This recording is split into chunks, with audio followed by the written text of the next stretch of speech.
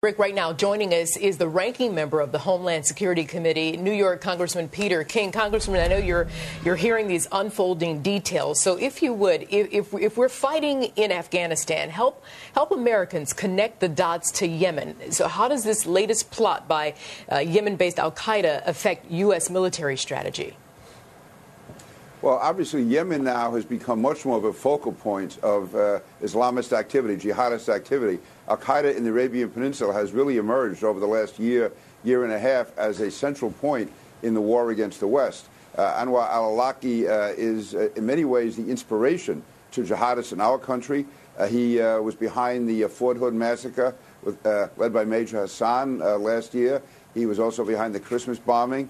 There's been recent arrests in the United States where those arrested took inspiration from al-Awlaki, and all the evidence is that he and Al Qaeda in the Arabian Peninsula are behind this right now. So Al Qaeda has really metastasized, and we have central Al Qaeda primarily in the Pakistan-Afghanistan area, but now Al Qaeda in the Arabian Peninsula, which is an offshoot. I guess a franchise is the best way to describe it, and it's very lethal, very dangerous to American interests, which is why America, the United States, is putting so much pressure to get al-Awlaki, because he is, again, in many ways, almost superseding bin Laden as far as being a force in the Islamic world. So then again, Congressman, I ask you, how does that affect what's going on in Afghanistan?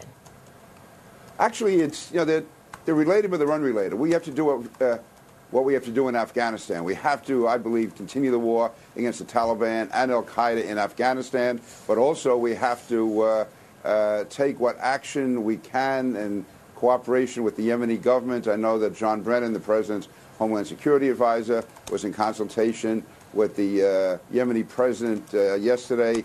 I believe that the United States should be taking more action in Yemen. Obviously, it has to be done in a way that's coordinated with the president of Yemen. And I want to make it clear that I'm standing with the administration on this. This is not a Republican or Democratic issue. So far, the administration has done a fine, outstanding job on this particular plot. And when it comes to Yemen, I really hope there's no partisan split here, because we have to do what we can to stop Al Qaeda in the Arabian Peninsula, because it is really emerging as a major force. But that is not going to interfere with what we're doing in Afghanistan. I see them as being related, but also separate. And Congressman, speaking in terms of working together to fight what's going on there, particularly in regards to Yemen, do you think that we should be more proactive? I'm on the Homeland Security Committee and also the Intelligence Committee, so I can't go into all of this, but I can assure you that this administration, as the previous one, is very much aware and very concerned about what's happening in Yemen. And we are doing what we can to take appropriate action. We want to do it in concert with the Yemeni government, because we see Al Qaeda in the Arabian Peninsula as being a very deadly, lethal, diabolical force against us. al-Awlaki is really emerging. But I really can't go into details other than I am confident that the American government is doing what it can. I think we would like to do more, but the administration is making all the efforts it can, I'll leave it at that, to achieve our goals in Yemen, which basically is to stop al-Awlaki and to put down Al Qaeda in the Arabian Peninsula. It's very difficult in that part of the world to find very reliable partners you can count on. I listened to everything Greg Palkot said. I agree with him. Even this arrest today, there's no way of knowing if this is a valid arrest. There's no way of knowing if this woman, if she was arrested, is actually involved in the plot. And if she is involved in the plot, how high up she goes. So we have to be very skeptical when we're dealing with Yemen. But again, this is the world we have to deal with. We can't pick and choose what's happening in the world. This is the leader. This is the country that we've been given to deal with, and we have to do it. And it's not easy, and it can be very complex at times. Yeah, indeed. Well, Congressman Peter King, I want to thank you for your air of confidence and your time this afternoon. Thank you very much.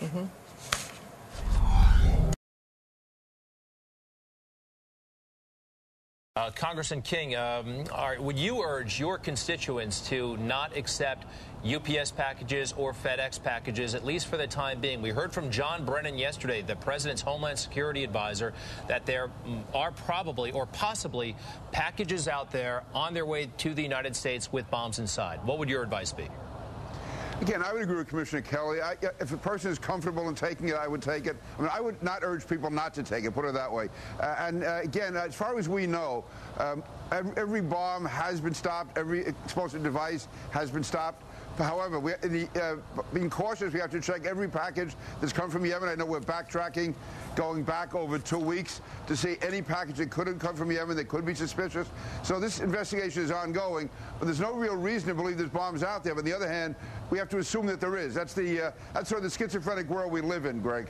Commissioner, you stopped a truck. The NYPD stopped a truck, I believe, near the Metrotech in Brooklyn. Nothing was found on board. Were there any other vehicles, any other possible explosives that actually arrived here in the city?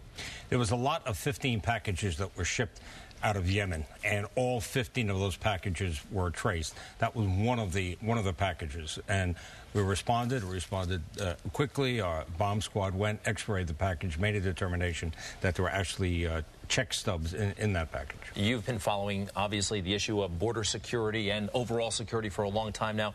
Is it your understanding that cargo security is not nearly as stringent as passenger security when it comes to aircraft? It's easier to get a bomb on a plane that's carrying cargo than a plane that's carrying people. That's correct. And the fact of the matter is that we simply don't check cargo particularly well. This has been a long-standing issue. Don't forget, we have to rely on other countries to do it also. So it's a challenge, no question about it. We'll see if this brings about any changes from Congress. Congressman King, why is that? Why the difference? Why the disparity in security measures between cargo and passenger aircraft?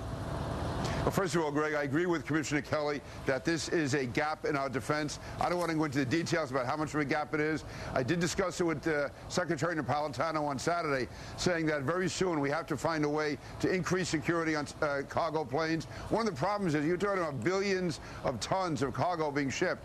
It will be virtually impossible to check every piece. Otherwise, world commerce would come to a halt. But we have to have a better threat-based system to minimize the risk. Now, I can say that on passenger flights, it's almost 100% security in our country. A number of the countries coming in to us is also 100%, but there are gaps even in that. So both cargo on passenger flights from some countries overseas and cargo on cargo definitely has to be improved. You have detectives overseas, Commissioner. Any of them in Yemen? Any of them talking to Yemeni officials? No, we have no one in Yemen from the NYPD alone.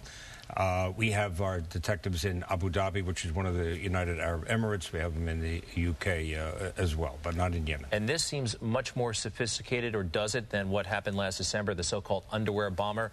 We heard from Brennan yesterday, John Brennan, again, the President's Homeland Security Advisor, that this device was a viable device. And it's his impression that it may have been intended not to blow up a synagogue in Chicago, where I believe it was destined, but the aircraft itself. Well, that's what the British have concluded, and I think that's now probably the consensus of the intelligence community, that these devices were intended to go off in the air. But it is a sobering event, no question about it. These were very sophisticated devices, extremely difficult to detect through any sort of normal checking or examination that goes on. Congressman King, it's kind of it's wild in a sense. We've invaded now 2 countries to stop the terror threat, but no matter how many countries we invade, you probably can't stop somebody from building a bomb, putting it in the mail, putting a stamp on it, and sending it to the United States.